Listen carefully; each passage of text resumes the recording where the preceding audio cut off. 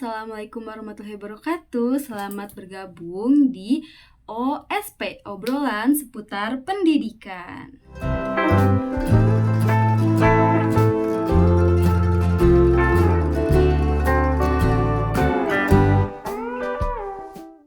Oke, pada pertemuan kali ini kita akan membahas seputar teks berita.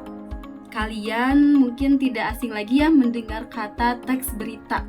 Kalian tuh bisa menemukan berita di televisi, di koran, di radio, ataupun di media sosial. Oke, jadi teks berita yaitu teks yang menyampaikan informasi atau kabar tentang segala kejadian atau peristiwa yang benar-benar terjadi dan sedang hangat diperbincangkan oleh masyarakat. Teks berita juga bersifat faktual dan aktual. Selanjutnya, kita akan membahas unsur-unsur teks berita. Teks berita juga mempunyai unsur-unsur yang harus ada di dalam teks berita itu sendiri.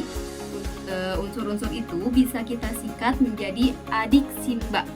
Adiksimba yaitu singkatan dari apa, di mana, siapa, kapan, mengapa, dan bagaimana. Selanjutnya, di dalam teks berita juga terdapat struktur. Teks berita mempunyai 4 struktur yang ada di dalamnya. Struktur yang pertama yaitu judul berita.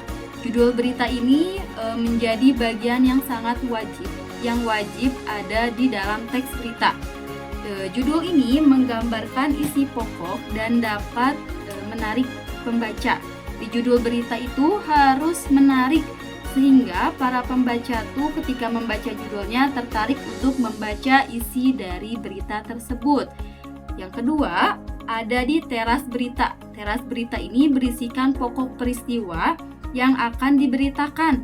Biasanya di pokok berita ini terdapat adiksimba. Selanjutnya yang ketiga ada isi berita. Isi berita yaitu penjelasan mengenai informasi yang disampaikan pada teras berita.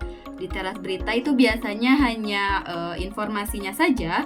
Di isi berita itu tuh berisikan penjelasan yang ada di teras berita tersebut. Yang keempat ada ekor berita. Ekor berita ini tuh hanya menyantumkan informasi yang bersifat tambahan. Jadi di ekor berita ini boleh ada ataupun tidak, itu tidak apa-apa. Nah, baik, mungkin seperti itu saja materi yang kita sampaikan pada video kali ini seputar teks berita. Semoga materi yang telah disampaikan dapat menambahkan penjelasan mengenai teks berita itu tersebut. Sampai jumpa di video selanjutnya. Assalamualaikum warahmatullahi wabarakatuh.